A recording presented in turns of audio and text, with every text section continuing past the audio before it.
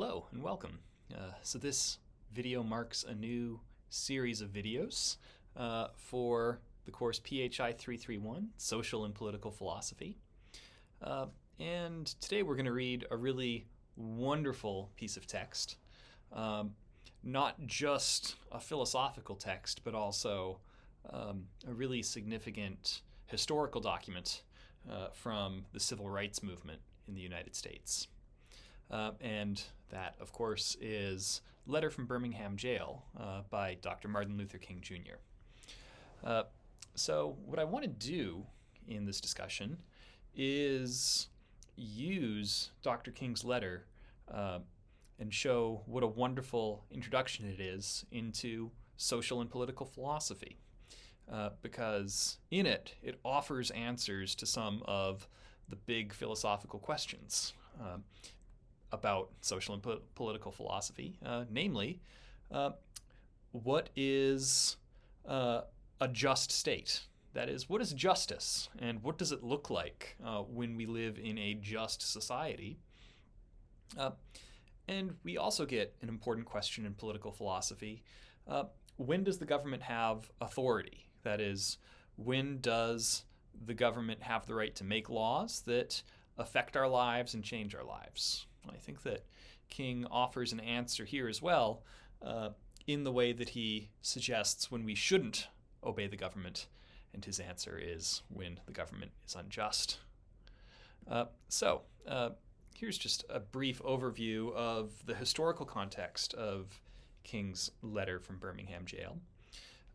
So we are in Birmingham, Alabama in 1963. So King had been active in many campaigns throughout the American South. An important moment in that campaigning happened right here where I record this video in Greensboro, North Carolina, where a group of students organized a sit-in at the counter of a Woolworth's department store, right? But King was part of that movement, fighting against segregation and other racist policies, and made it to Birmingham, Alabama.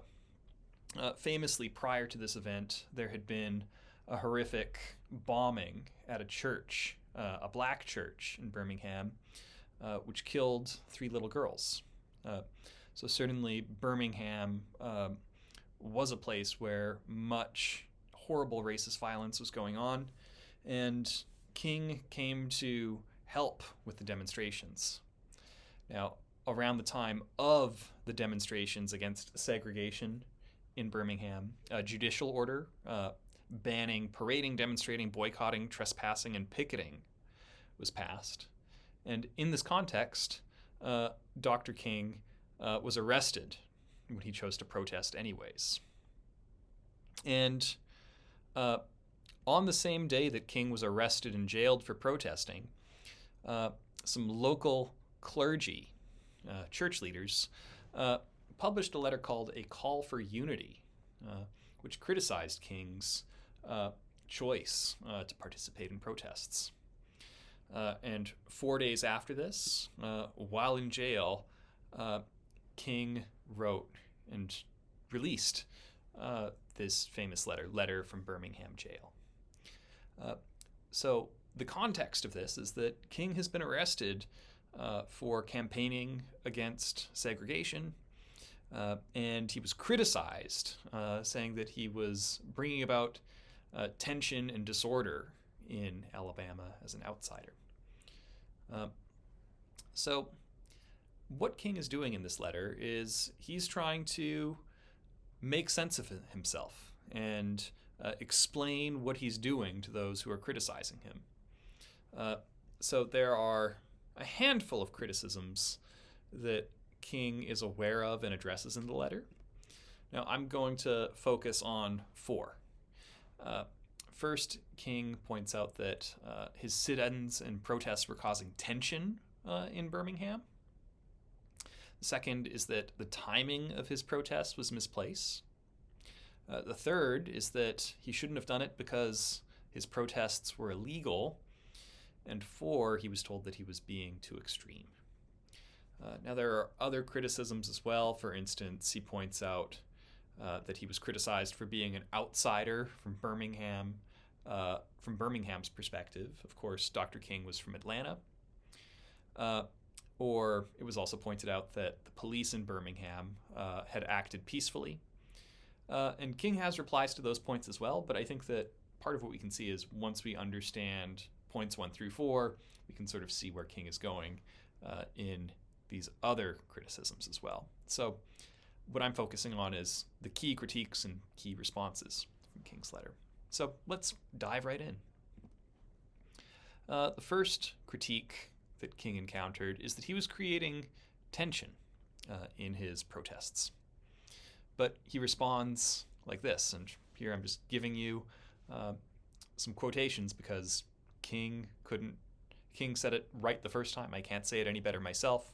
So let's see what he said. He says, quote, "I must confess that I am not afraid of the word tension. I have earnestly opposed violent tension, but there is a type of constructive, nonviolent tension which is necessary for growth, just as Socrates felt that it was necessary to create tension in the mind so that individuals could rise from the bondage of myths and half-truths to the unfettered realm of creative analysis and objective appraisal. The purpose of our direct action program is to create a situation so crisis-packed that it will inevitably open the door to negotiation. I therefore concur with you in your call for negotiation. Too long has our beloved Southland been bogged down in a tragic effort to live in monologue rather than dialogue." So on this first criticism that King is creating tension, he's going to say, well, I guess I am, right? There is a certain kind of tension that comes out of protesting a situation that is not working, right? He says, the South is in a monologue rather than a dialogue. Part of what we have to do is be like Socrates, right? And part of what Socrates did in ancient Greece, and this practice that King is aligning himself with, is to ask difficult questions. If you ask the right questions, if you press a person, then they cannot be complacent anymore. So in this way, if it is a certain kind of tension to create dialogue where there was monologue, King says, so be it. That kind of tension is actually a good thing. Let's look at his second point. It said that the protests were badly timed. And what's in the background here is that there were local elections going on, and that some people were saying that in order to fight for civil rights, we should wait until a certain election has happened, and then for the new winner to enact some policies. It turns out that a somewhat less racist candidate had recently won, I believe it was a mayoral election. But they said, April 63 was just too early for King to be raising protests. But King says this. He says, "We know through painful experience that freedom is never voluntarily given by the oppressor. It must be demanded by the oppressed. Frankly, I've yet to engage in direct action campaigns that was well-timed in the view of those who have not suffered unduly from the disease of segregation. For years now, I have heard the word wait. It rings in the ear of every Negro with piercing familiarity. This wait has always meant never. We must come to see, with one of our distinguished jurists, quote, that justice too long delayed is justice denied." So King's point here is that when we're fighting for justice, it's never too soon to begin that dialogue, because if we have to wait yet again, we are failing to prioritize justice and its importance. When a person says wait, what they really mean is never. King is saying we cannot take these suggestions of waiting too seriously. When we're dealing with questions of injustice, King is going to suggest to us that the urgency is as apparent as it ever could be, and that justice shouldn't have to wait for practical concerns. So again, he thinks that this objection from the call for unity is again misplaced. 3. This is perhaps the most important and most interesting reply that we find from King. So it was pointed out that King was doing something wrong because not only was he protesting, creating tension, doing it at the wrong time, but also there's this objection that the protests were likely illegal. Here's how King puts it. He says, there are 2 types of laws. There are just laws and there are unjust laws. And he further agrees with St. Augustine that an unjust law is no law at all. So, we might say this, a segregationist lunch counter law that only allows white people to be served at a particular restaurant, that would be an unjust law for King. And further, he's going to say, well, an unjust law is no law at all. One way of interpreting this might be to say an unjust law is a law that lacks legitimacy. We don't have to follow it in the same way that we have a responsibility to follow a law that is morally acceptable. So what he's going to have to do here is explain to us, well, how do we tell the difference between a legitimate and just law as opposed to an illegitimate and unjust law, to the point where it's not really a law, it doesn't really have to be followed in the same way. And King gives us an answer. So here's what he tells us as he continues. He says, any law that degrades human personality is unjust. All segregation statutes are unjust because segregation distorts the soul and damages the personality. It gives the segregator a false sense of superiority and the segregated a false sense of inferiority. Segregation, to use the terminology of the Jewish philosopher Martin Buber, substitutes an I-it relationship for an I-thou relationship and ends up relegating persons to the status of things. An unjust law, he continues, is a code that a majority inflicts on a minority that is not binding on itself. This is difference made legal. On the other hand, a just law is a code that a majority compels a minority to follow and that it is willing to follow itself. This is sameness made legal. So here we get some fascinating suggestions. So the key to understanding justice is to figure out whether we are dealing with degradation of human personality or whether we can think about a law that could enhance human personality. Right? So he's going to say that under segregation, what do we see here from Buber? That segregation treats an I-thou relationship. That is a person-to-person relationship as an I-it relationship. Think about how cruel and how insulting it is when a person refers to another person as it. Well, what's so cruel and insulting about that is the way that it treats a person as a mere thing. It's something rather than someone. And King is going to say to that extent that when we don't recognize the equality that 2 people meet each other at, that degrades the person who is being insulted in this context, but it also gives the insulter a false sense of superiority. So this is where he starts talking about an unjust law as difference made legal, whereas just laws, treat equals as true equals, sameness made equal. He continues, he's helping us understand how he thinks about this difference between justice and injustice.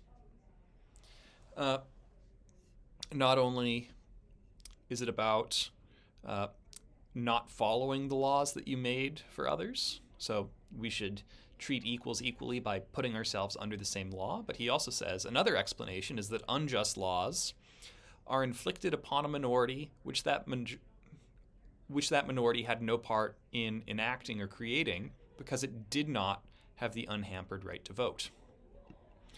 So here's a third way into justice and injustice for King, and it's that just laws are democratically created, where the laws are truly of and by the people for each of us. He gives us one last suggestion, that there are some instances when a law is just on its face and unjust in its application. For instance, I was arrested Friday on a charge of parading without a permit. Now, there is nothing wrong in itself with an ordinance which requires a permit for a parade. But when the ordinance is used to preserve segregation and deny citizens the First Amendment privilege of peaceful assembly and peaceful protest, then it becomes unjust. So King is suggesting to us here that we might have some laws which are just on their face. So he says, look, we can have rules about when parades happen, but if we're using that law in a way that prevents somebody from exercising something like freedom to speech, right, this right of peaceful assembly, then that law becomes unjust, right? We might also notice that sometimes we can notice these problems in application as we come back to definition 2, where we have different application for different people. You have to follow the law, but I don't. So again, we can see those sorts of applications as a problematic way of enacting laws, which on the face of them might not have a problem, but if they're enacted in unequal or discriminatory ways, we can see them as real injustices under King's theory. Now this gives us another way of seeing what King is getting on about in this essay, because he's saying you should not follow the law. You should in fact break the law if it's an unjust law. But he's saying, I don't advocate evading or defying the law as would the rabid segregationist. Here's the difference. He says, we're not trying to bring about anarchy when we break the law in the context of civil disobedience. He says, one who breaks an unjust law must do so openly, lovingly, and with a willingness to accept the penalty. So King is saying that where rabid segregationists try to get around laws that are supposed to promote integration, the King style of engaging in civil disobedience says, yep, I'm breaking this law, I know that I'm doing it, and if the penalty is to be thrown in jail or be given a fine, I will go to jail and I will take that fine. Right? And he says that when you break a law that conscience tells you is unjust and you willingly accept the penalty of imprisonment in order to arouse the conscience of the community over its injustice, he says, then you are in reality expressing the highest respect for law. So this is an interesting and I might even say profound point, that under King's nonviolent approach to civil disobedience, he's saying, look, if I break the law, I will willingly take the penalty because in doing so, I will say that I respect the fact that there need to be some laws, that we cannot simply have no laws and devolve into anarchy. And he's also saying that by sort of making a point, right, when we try to arouse the conscience of the community by being held by an unjust law, well, that's going to spur the conscience of others to see that the law is bad and to work to make a better set of laws, right? So in this way, King is saying, look, there are ways of knowingly breaking the law, which still show respect for law in general and a true desire to make law as just as it possibly can be. Now, here's the fourth objection, and the point here is that he's told that the civil rights movement is too extreme, that there's something radical about the idea that segregation must end now. King says this, quote, "I must confess that over the past few years I have been gravely disappointed with the white moderate. I have almost reached the regrettable conclusion that the Negro's great stumbling block in his stride towards freedom is not the white citizen's counselor or the Ku Klux Klanner, but the white moderate, who's more devoted to order than to justice, who prefers a negative peace, which is the absence of tension, to the positive peace, which is the presence of justice. I gradually gained a measure of satisfaction from being considered an extremist. Was not Jesus an extremist in love?